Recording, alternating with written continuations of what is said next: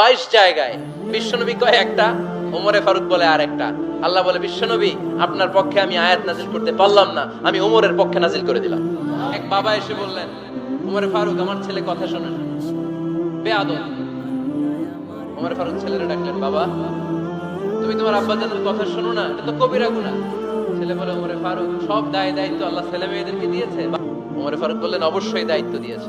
তাহলে বলেন আমার বাবার দায়িত্ব কি? উনি বললেন, প্রাইমারিলি প্রথমত 3 দায়িত্ব। আইয়ানতাকিয়া উম্মাহ, পৃথিবীর প্রতিটি বাবার উচিত ছেলেদের মেয়েদের জন্য ভালো মায়ের ব্যবস্থা করা। 2 নম্বরে আইয়ুহসিনা ইসমা, সুন্দর তার একটা নাম রেখে দেয়া। 3 নাম্বার ইউআল্লিমাহুল কিতাব, তার আল্লাহর কিতাব শিক্ষা দেওয়া। এবার ছেলেকে আমার আব্বা 3টার একটাও করে নাই।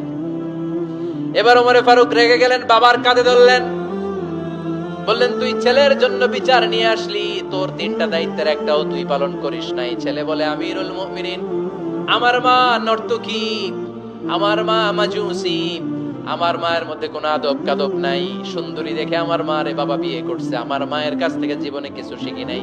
2 নাম্বার সাম্মানি খানফাসা, আমার বাবা আমার নাম রেখেছে চামচিকা। কি নাম রাখছে?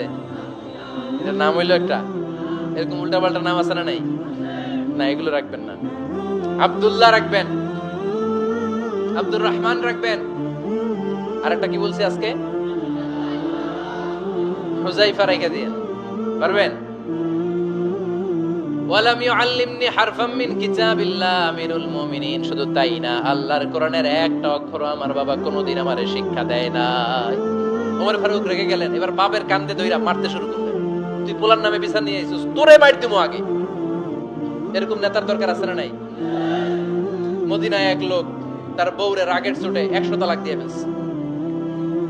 কয় তালাক দেয়ার নিয়ম কয়টা? দিছে কয়টা? এবার স্ত্রী কাঁদতে কাঁদতে এসে বলে, আমিরুল মুমিনিন দেখেন, আমার স্বামী আমারে রেগে মেগে 100 তালাক দিছে। ওমর ফারুক বললেন, দইরা নিয়ে এটা নিয়ে আসা হলো। ওমর ফারুক বললেন, কয়টা তালাক দিয়েছো? কয় 100টা। কেন দিছো? কয় মাথা গরম আছিল। এরকম আছে না?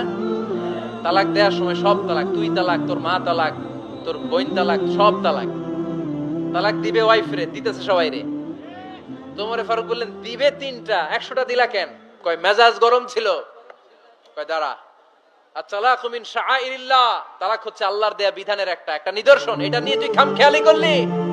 আমার রায় শোন, আমার রায় হচ্ছে 3 তালাকে তোর বউ তালাক, বাকি 97 তালাক তোর পিঠের উপরে পড়বে। এরকম বিচারের দরকার আছে না নাই? এরকম দৃষ্টান্তমূলক বিচার যদি বাংলার জমিনে দেয়া হতো, আর কোন নারী ধর্ষিতা হতো, আর কোন নারীকে অ্যাসিড মারা হতো, আর কোন নারী যৌতুকের জন্য কান্না করত? একটা আমল লাগবে, বেশি না। কয়টা লাগবে? তিনি গভর্নর সিস্টেম চালু করেছিলেন, governorate system, Islamic state. Bahrain, Yemen, Misr, Kufa, বসরা, মক্কা, মদিনা, এই 7 জায়গায় 7 জন গভর্নর পাঠিয়েছেন, তাদের থেকে তথ্য নিতেন। এই গভর্নর সিস্টেম উনি বানিয়েছেন। সাইয়েদনা আমর ইবনে আল-আস রাদিয়াল্লাহু তাআলা আনহুকে পাঠিয়েছেন মিশরে। মিশরে একটা দৌড় প্রতিযোগিতা হতো। ওই দৌড় প্রতিযোগিতায় আমর ইবনে আল-আস রাদিয়াল্লাহু তাআলা আনহুর ছেলে অংশগ্রহণ করেছে, কিন্তু এক মিশরি ওই দৌড় প্রতিযোগিতায় চ্যাম্পিয়ন হয়ে গেছে, রানার্স আপ হয়েছে আমর ইবনে আল-আসের ছেলে। এবার মিশরি ফার্স্ট আর গভর্নরের ছেলে সেকেন্ড। রাগের চোটে আমর ইবনে আল-আসের ছেলে ওই মিশরির মাথার মধ্যে কয়েকটা বাড়ি মেরেছে। মিশরি বলে, আমার মাল্লা কেন? তুমি খেলাই পারো না, আমারে মাল্লা কেন? কয়, আনা ইবনুল আকরামিন, আমি গভর্নরের পোলা, আমি যা বলবো এটাই হবে, আমার উপরে কথা নাই। মিশরি ওইখানে আর ঝগড়া বাঁধায় নাই, মনে দুঃখ নিয়ে মদিনায় চলে আসলেন। এসে বললেন, আমিরুল মুমিনিন, আপনি আমর ইবনুল আস রাদিয়াল্লাহু তাআলা আনহুকে মিশরের গভর্নর বানিয়ে পাঠিয়েছেন। একটা প্রতিযোগিতায় আমি চ্যাম্পিয়ন হয়েছি, ওনার ছেলে হয়েছে রানার আপ। কেন সে চ্যাম্পিয়ন হতে পারে নাই? এই কারণে আমার মাথায় লাঠি দিয়ে 3টা বাড়ি মেরেছে। বিচারটা দিছে কার দরবারে? কথা বুঝেন নাই বোধহয়? ওমর ফারুকের দরবারে। ওমর ফারুক বললেন, তাই আগামী বছরের অমুক তারিখ আমি সব গভর্নরদেরকে ডেকে হিসাব নিতে, ওই দিন তুই থাকবি, পারবি না? মিশরে বলে, পারবো, মানে অবশ্যই পারবো। ওই দিন 7 রাজ্য থেকে 7 গভর্নর হাজির। গভর্নরদের ছেলেরাও হাজির, মিশরীয় হাজির। 7 গভর্নরের কাছ থেকে 7 এলাকার খোঁজ খবর নেয়ার পরে ওমরে ফারুক বললেন, আইনাল মিসরি, মিশরী লোকটা কই, এদিকে আয়। মিশরী সামনে আসার পরে বলল, আমর ইবনুল আস, তুমি মিশরের গভর্নর, তোমার ছেলে সহ তুমি আসো। আমর ইবনুল আস এসে সামনে বসে রইলেন। এবার বললেন, ও আমর ইবনুল আসের ছেলে, তুমি নাকি ইবনুল আকরামিন গভর্নরের ছেলে, তুমি যা বলবা মিশরে নাকি তাই হবে, তোমার নাকি অনেক দাপট। নিজে একটা লাঠি এনে মিশরীর হাতে দিয়ে বলল, এবার তোর মাথায় যতটা মারছে তুই ততটা গুনে গুনে মার, আমি দেখবো। আমর ইবনুল আস দেখবে, আমর ইবনুল আসের ছেলেরে তুই এখানে মার। সে বলতেছে, থাক, আপনি বলছেন এতেই যথেষ্ট, মারা লাগবে না, আমি মাফ করে দিলাম। ওমরে ফারুক বলল, খবরদার, মার, মার ওর মাথার মধ্যে।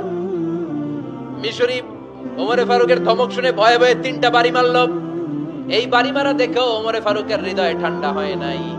লজ্জায় আমর ইবনুল আস, বয়স হয়ে গিয়েছে সাহাবা, মাথা তখন টাক, মাথায় চুল নাই, লজ্জায় মাথাটা হেট হয়ে মাথাটা নিচু করে রেখেছে। এবার রাগের চোটে ওমরে ফারুক বললেন, এবার আমর ইবনুল আসের টাক মাথার মধ্যে একটা মার, মার। কেন ছেলেকে শিক্ষা দিতে পারে নাই?